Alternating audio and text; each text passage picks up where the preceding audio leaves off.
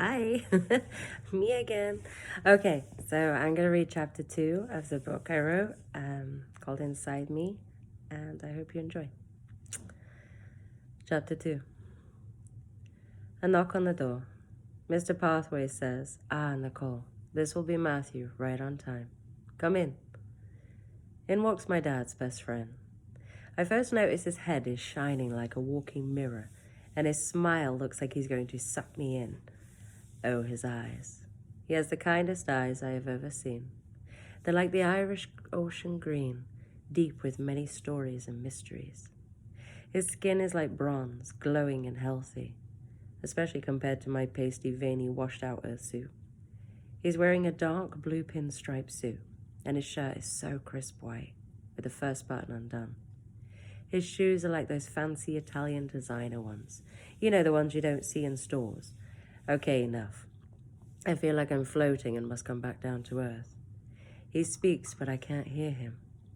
I'm completely drawn in, knowing that this man knew my dad, was his best friend. I'm wondering if my dad was like him with fancy shoes. He repeats and I listen. Nicole, I'm Matthew, your dad's friend. He's still smiling.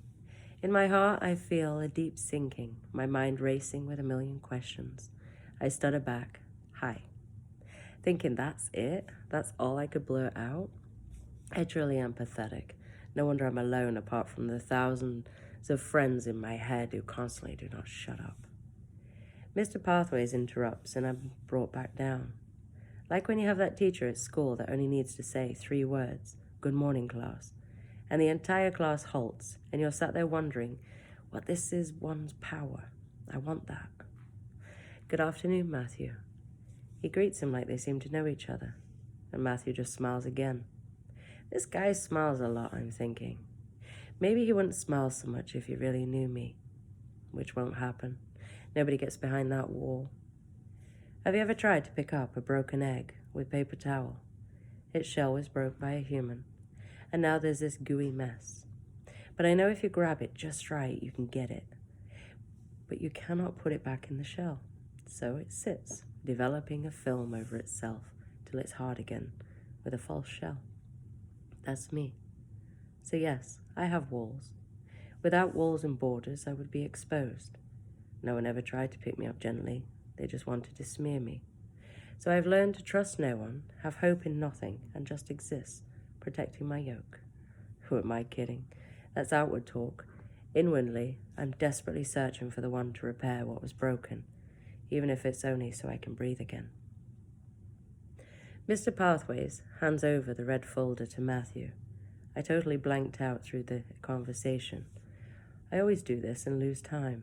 Oh well, I'm not going to ask again for them to repeat as I want to look somewhat intelligent. Okay, Nicole, you ready? Says Mr. Smiles. Of course I'm not, but I reply, of course, let's do this. Pushing a smile, he gets up to leave, goes over to give a man hug to Mr. Pathways and turns to me with his hand outstretched to lift me up. Smiling, his lips are moving, but I'm enchanted by the warmth coming from him, but don't recognize it as a feeling. Emotions is definitely something I've spent my life trying to control, not forgetting that crying is a sign of weakness, and never be vulnerable, because that can only lead to death of oneself. As we get outside, not recalling how we got there, as it becomes a mere foggy memory, not even noticing who I seen on the way out. Because as usual, my mind's racing with so many questions as I'm trying to focus and stay grounded. I'm trying so hard to catch glimpses of past tools I've learned to push everything down, thinking again, whiskey or wine. Shaking my head, no. Matthew looks at me with a smile and asks me, are you okay? This must be very strange for you. Responding with a forced smile, I'm good, and yes, a little overwhelming. Who am I kidding? I'm a wreck. He walks over to this really cool black retro car. This thing's older than me. As he opens the passenger door for me to get in, I can smell the age. Not like mold, but more like old leather. I slump in the seat as he puts the key in and turns. I hear the lock and catch a glimpse of myself in the window reflecting the sun through me. And all I'm seeing is a shadow image of myself. Now this would be a good way to stay. Never seeing me, just an outline. I believe everyone does see me this way. Wow. You can smell the leather as I blend my black body sinking into the seat. A seat with many memories, I'm sure. It's just one long seat, no in between. Oh, I do hope I don't slide into him. That would be my embarrassing luck. The beige dashboard, oversized steering wheel. Even the radio looks like the original. The roar of the engine is deafening, but sexy. This car is amazing. I blurt out, "Where are we going?" I feel like I'm about 5, like a child going for a car ride with my dad. Oh my, where did that come from? And why am I so familiar and excited? This isn't my memory. Matthew responds as we hit a red light. We're heading to Hope. That is where it all began. Look in the glove box. There's a gift for you from your dad. Those words cut deep. I'm not sure I'm ready for another surprise, or to hear again from my dad. I gently whisper. As I open and see this red-papered box, placed it on my lap, I just stare, mesmerized by the written note which says, "Nicole, my love, this is for you, to help you get through the next 12 days. Love, your dad." It feels now like a lead weight on my pencil thighs. The red string makes it tempting to pull, feeling like I'm about a 5-year-old version of myself with butterflies fluttering in my stomach. Or is that because I need food? Okay, here goes. The box contains 3 envelopes, each with only a number wrote on them, 1, 2, and 3. As I open number 1, which is the thickest, wow, there's a lot of $100 bills. I'm sinking in my seat again and I'm losing my breath. My mind's telling me there's a catch. Shh. The second envelope is a letter, handwritten. I scan to the bottom, which again says, "Love, your dad." Breathe deep and read. I'm not sure if I'm feeling lightheaded from all the deep breaths or the fact I feel like someone has taken over my body. Okay, just read. My sweet baby girl, I want this gift to help you as a starting point to bring you to the truth of what happened. I've made sure you will not be on your own through this journey. Matthew is a trusted friend, whom I trust to be with you today. I have hope that you will be able to see that you truly were so loved and never forgotten. Again, I'm sorry I wasn't strong enough, but I hope the truth will shine light into our beginnings, when we were a family. I've enclosed $3,000 to make this week fun also, so you can buy yourself a new outfit, have your hair done. You have your mum's hair, so if my memory serves me right, you have so many waves and curls. I often drift into thought that it shines like gold in the sun like hers did. She truly was so beautifully stunning, with a precious love that lured in the most broken of souls, my only love. And you were created from this love. You were so loved, treasured and admired. We always would dream of you being a world changer. Your mum's name was Ahava, which is Hebrew for love, a name so suited, as if it was a gift from heaven itself, as she was. Your name in Greek means victorious, which you are. Your path was a hard one, which you have done so well because you're here reading this. Also eat at restaurants of your choosing. Matthew loves food, all food. Your mum's favorite food was Italian, and mine was sushi. As I'm remembering, your mum hated sushi. She always felt that something so slimy should never be a human right to eat. And whatever else you need, my love. The last envelope is the deeds to a house in Hope. It was our home before the day that changed our lives forever. When you go in, you will see that time stood still. Nothing has been changed. Everything is as it was. And this is why I needed Matthew to bring you here. Because I am hoping memories will trigger. This car was ours. Your mum sat exactly where you are now, and you were in the middle. Oh, how you loved changing the music, throwing your arms up and singing. I often imagine you singing on a stage somewhere. I remember the day your mum bought me this car, 1958 Impala. It was our baby before you, and now it's yours. I hope you make new memories as we did. Be brave, my love, as I am always with you. Love, your dad. How can this be? I have seriously never felt so confused yet so calm. Most of the answers I needed through life have been answered in one letter, yet of course I have so many more. My foster parents, an endless supply. Most of them should have been called prison wardens, or they should be in a prison. Shaking my head, pulling myself away from those memories, back to present. No one had any answers to where my real parents were and why they left me, and eventually I just stopped asking. Then I aged out the system and didn't care anymore. But now I feel guilty for wishing they were dead. No, I didn't bring this curse on them. Oh no, I feel like I'm going to puke. Matthew, pull over. He didn't hesitate. I leap out of the car over to a bush and dry heave. Feeling the blood rushing to my head, I collapsed on the floor. Waking up in a strange place is not something new to me, but it is something I've been working on with myself. Because it happens too often. It makes me feel like I want to die, planning the thoughts in my mind. So I am trying to build a better version than my younger me. As I am looking round the room in front of the fireplace, is some kind of creamy white animal rug, which looks so soft and inviting to lay on. I can picture a lit fire, and me laying there feeling safe on a mantelpiece above is filled with family photos in many different frames and sizes. A huge family picture above it on the wall with a couple holding a baby. They look so happy. Like those fake photos you get in picture frames when you first buy them. In the corner next to it is a huge black box. It's a TV, placed on top of a green chest like an old ship traveling chest. Really? Wow. I'm amazed if it still works. What is that on top of it? It looks like a DVD player, but says VHS. Weird.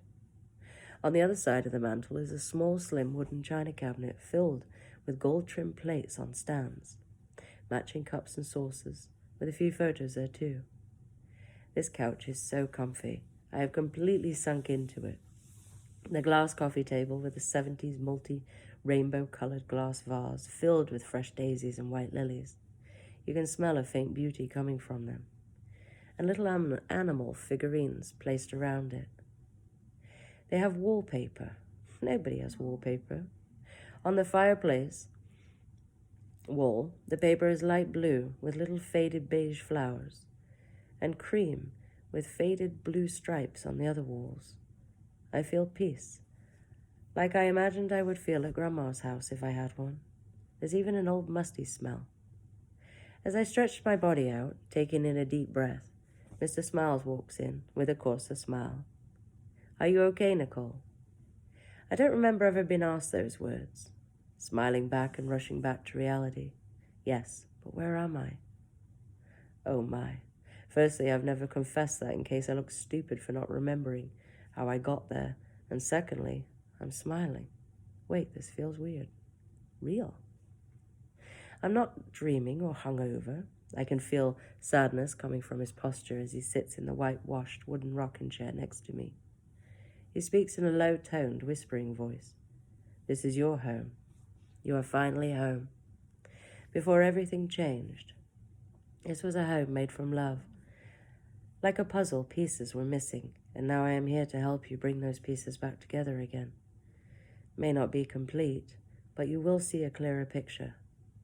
Your dad wanted me to bring you to the beginning where it all changed, why he lost his strength, and why his only shame and fears stopped him from seeing you. Coffee? My mind's racing, looking back at the family picture, now wondering if that was me. The baby cradled in her mummy's arms and Daddy standing behind them, holding them both so safely and tight. The mother's smile is slightly crooked, dimples and amazing teeth, deep, dark, glassy eyes, and flowing curls of long hair. Daddy's muscular arms, strong shoulders, oh, his smile.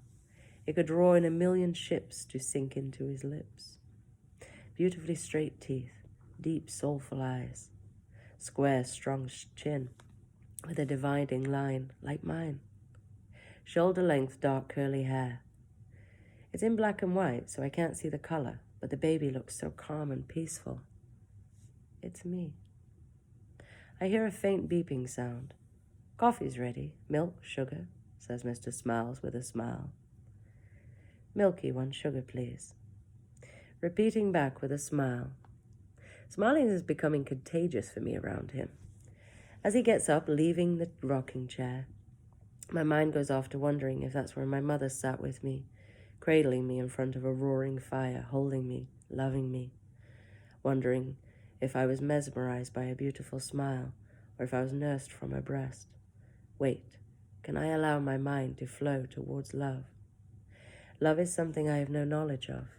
Love comes with a price and pain. First person to say they loved me was when I was a child. He lay next to me, stroking my face as his other hand was rubbing my thigh. Shaking my head, no, not going there. What time is it? Looking around, I see my phone. It's 6:30. No missed calls, no messages, nothing as usual. If I died today, who would even notice? Then walks in Mr. Smiles. I wonder if he would notice if I just crawled away and died somewhere. As I sink further into the couch, stretching out to receive my coffee with a faint smile, and he says, "You are so much like your mum." Looking through his eyes, I can see a sadness. He gets out his phone and suggests we figure out somewhere to eat as it's getting late. Perfect, Nicole. I'll order for a pickup and we can eat here if you want. Food, what is that? I just want a liquid diet right now, consisting of lots of wine, a few shots of whiskey to start, and then a cloud to float away on. But I'll reply out of politeness or from God. Sure, Matthew, order whatever you like, I'm not fussy. But can we get some wine too? I'm starting to feel comfortable with him, even though my guard is up. I'm sober, my clothes are still on, so I'm doing good so far. Sipping my coffee, trying to gather my thoughts over the past couple of days, trying to recollect what I was doing before the tornado of life hit me, smiling as I was contemplating ending it all. Now I have a purpose. I'm not broke or lonely. If I run away right now, I have some cash. But where will I hide? Hiding from the world brought me to where I was. It's almost as if the cosmos knew this day would happen at the exact right time. I wanted to join the cosmos, to be a star, drifting away in the deep, bouncing from planet to planet. But then even stars die. Remembering the only one in my life that I ever felt love from, that didn't come with a painful price. Her name was Mary. She was my one. She was the one that wanted me. It was the system that wouldn't let her. They said I was her temporary. She was too old to adopt me. To me, she was a movie star because I'd only seen people like her in the movies. I got to be with her for, I think, 3 years before I was taken again. Apparently, they thought a group home was best for me. They always thought they knew what was best for me. If I had to take a guess at what love was, I think I loved her. I found out years later that she got cancer and that's why they took me. I only got to scream and throw stuff around. I never got to tell her how I truly felt. I couldn't put my feelings into words back then. Another tear falls down my cheek into my coffee. I think I've drank more tears than I've drank coffee. If someone collected them, there would be an ocean for sure. A car pulls up outside. A slamming of a door, the creaking of a gate, and then the doorbell rings a sweet chime. I can hear Mr. Smiles in a muffled voice. "Supper's here. Nicole, would you like to eat at the table or stay where you are?" He is so caring of my needs. I'm not used to this. I want desperately to move from this couch, as I do need to pee. "I'll come to you. Just give me a moment. Where's the bathroom?" As I leap up, shouldn't have done that. I just got lightheaded again. Down the hall, last door on the left. I'm happy he's familiar with this house. Staggering down the hallway, looking for a light, feeling my way through, passing 3 doors till I hit the end. Okay, go back one. I reach in, feeling around, and find the switch. Quick scan around the room, pulling my pants down. I barely make it, but I do. Under the large brick glass window is a beautiful slipper cast iron tub, surrounded with old church candles. The walls around the tub are mirrored tiles, with a fluffy pink rug covering the wooden floor. Above the sink is a beautiful heart-shaped mirror with edgings in a broken sea glass mosaic. The light fixture is a miniature crystal chandelier. I love how it reflects rainbows on the wall, which are dusty pink with beige flowers. It's wallpaper like the living room, just different backdrop color. On the shelf above the sink, there is a small glass vase with 3 toothbrushes, pink, blue, and one with balloons on it, which is smaller than the others. That's mine. Thinking, is it really, as I don't remember? The soap is a heart shape, and the face cloth laying over the sink matches the towel laid over the bath. Cream white and light pink flecks. On the wooden door is 3 dressing gowns. The larger ones are cream white, and the smaller one is pink with a large rainbow on the back. In the corner above the bath, hanging in a large lace basket, is a large spider plant. It's so peaceful here. As I start to imagine long baths, candle lit with a glass of wine and soft music, the eminence of the candles reflecting on the mirrors, I wonder if I can. If Mr. Smiles wouldn't mind. Wait, is there a lock for the door? Yes, phew. I don't want to make that mistake again. Walking through the hallway towards the light, heading towards the aroma of food, knowing my battle with food, which I don't want Mr. Smiles to see. I'm going to have to push through this. My stomach's in knots, feeling full and tight. Even a cracker would fill it. I can do this.